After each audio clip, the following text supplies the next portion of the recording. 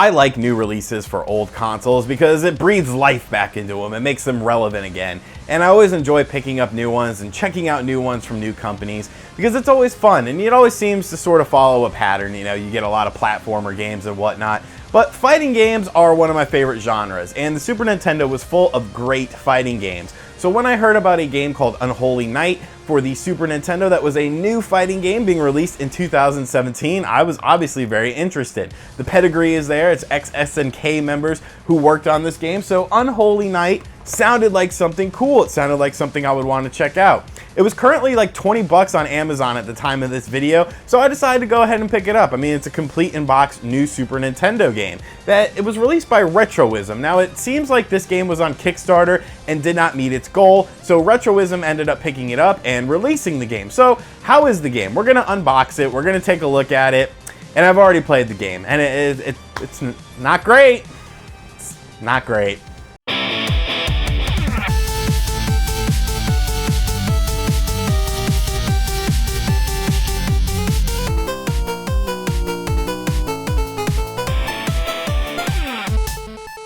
Alright, so as you can see, it has a nice package. It's a nice aesthetic. The back of my box did get a little damaged because it came in a bubble mailer. If you look at the back of the box, it says, "In the City of Darkness, you are either a hunter or the hunted," and that's sort of what the game is based on.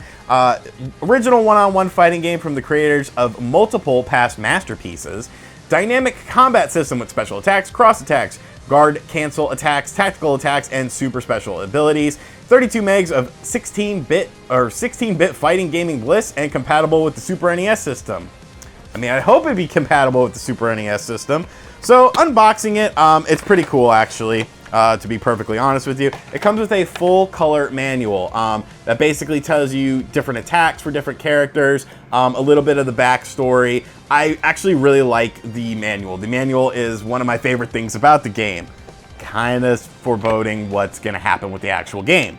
When you look at the cartridge, once again, very nice. It's sort of a translucent black. It has a nice clean label on it. I really like this. I like the packaging. I think the packaging is phenomenal. And the color art, you know, instruction manual, that's awesome. But we have to talk about the game. And when we get into the bit of the game, things get a little bit muddier. So let's talk about Unholy Night and why it's not great. So Unholy Night is a one-on-one fighting game made by ex-SNK members, and the Super Nintendo has a bunch of great SNK games on it, has a bunch of great Capcom fighters on it. So obviously these people should have known how the hardware of the system worked. Now, like I said, this was originally a Kickstarter game that it did not meet its funding, and Retroism picked up the game. But part of me almost feels like the version of the game that Retroism picked up is whatever version of the game failed on Kickstarter. Because right off the bat, you're introduced to the game and everything just feels a bit low quality. The graphics don't really look that good. The music, which for some reason didn't record, sounds very muffled and it doesn't sound very good. And it's worth noting that when you play the story mode, there's 2 tracks in the story mode as far as music is concerned. And it's like, how am I playing a fighting game with only 2 music tracks in 2017? Like, you know, let's talk about Street Fighter 2, which released in 1991 with 8 characters and each one had their own music tracks. And I mentioned Street Fighter 2 because the game has 8 characters, whereas Unholy Night has 6. 6 characters.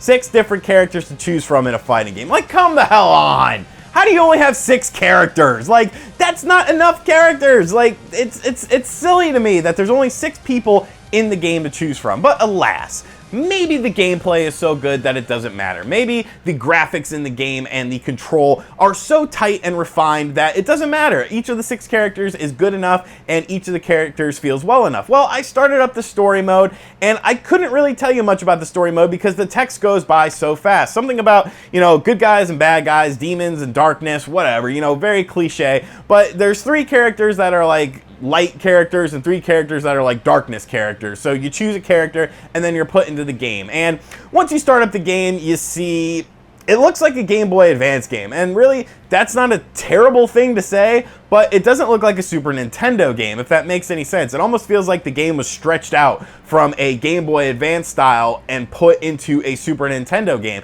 because the character sprites don't look very good. Now, I could not use a clone console to record this footage, so this is actually just composite footage from original SNES hardware, but I think it does a good job of conveying what I'm talking about. You know, the sprites don't look that good. The backgrounds are pretty stagnant and boring. I did like the New York background, if that matters in any way, shape, or form, but for the most part, everything just looks very drab and very subpar, especially when you compare it to all of the amazing Super Nintendo fighting games that are already out there. Now, gameplay-wise, once again, it's nothing very special. The input feels a little bit off. It feels a little bit slow and sluggish. The enemy AI is varied all over the place. Some characters are hard as hell when you're fighting them. Some characters just kind of stand there and look at you like you're an idiot. It just feels so very rushed. I really almost felt like it's an incomplete game. And it's a shame, because I think the groundwork is actually somewhat decent. You know, once you figure out the fighting mechanics of the game, it's not terrible. Like, I had some fun playing it, but the AI was just so all over the place. I never could really get into a good rhythm with the game. I could never really get a good feel for each of the different characters. And like I said, that there's only 6 characters. 6! It's just, And the unfortunate thing is a lot of people paid, you know, $50 for this game when it first came out. And it's definitely not worth $50. It's not worth anywhere near $50 for a fighting game with only 6 characters, you know, 2 music tracks in the story mode, a story mode that's, you can't even really follow it because the text goes by so fast, and just mediocre fighting. Honestly, everything about the game is mediocre. The presentation, the controls, the characters themselves, everything is just very bland and blah. And it's unfortunate, because I think that it could have been a really good game. You know, if you would have doubled the characters of the game, you would have worked on the sprites a bit more and refined the controls a little bit, it would have been a very solid fighter, a very worthy addition to the Super Nintendo fighting library. But when there's games on the same system that were released 20 plus years ago that are better fighting games, why would you even release this? Why would you even take the time and take the effort to release a game that doesn't hold a candle to the original Super Nintendo fighting games? And with that being said, like I said, I paid $20 for this game, and I'll probably never play it again. It's not very fun. There's not a lot to do. You know, like I said, 6 characters doesn't really lead a lot to the imagination to where you want to go back and play the other characters and find out, you know, what they are. And the fighting is just very bland and boring. But I guess, you know, the box looks nice, the color manual is nice, the cartridge itself looks pretty cool. So for 20 bucks, it makes a nice little collection piece. It's a, you know, conversation starter, and it's an interesting title. But unfortunately, there's a lot of missed opportunities here. There's a lot of just subpar game design, and I feel like it could have been much better, but maybe it's just a rush product. Maybe I was right, and, you know, the Kickstarter was where it was at in development. It didn't reach its goal, and then that's where the game was released. So Unholy Night, unfortunately, is definitely a game I don't recommend. Maybe if you want to spend 20 bucks on it and just check it out, and you're a collector and you want like a nice little shelf piece, then maybe it's good for you. But other than that, if you're a Super Nintendo fighting fan, if you're a die-hard fighting game fan, I don't think you'll find much enjoyment out of this game. Let me know if you picked up Unholy Night in the comments section down below, and if you did, what you thought about the game. And I will catch you guys next time. Thank you for checking out this review. Make sure you hit that like button, leave me your comments in the comments section down below. Make sure you subscribe to the channel, and I will catch in with you guys next time. Later. RGT, NA5, RGT, NA5.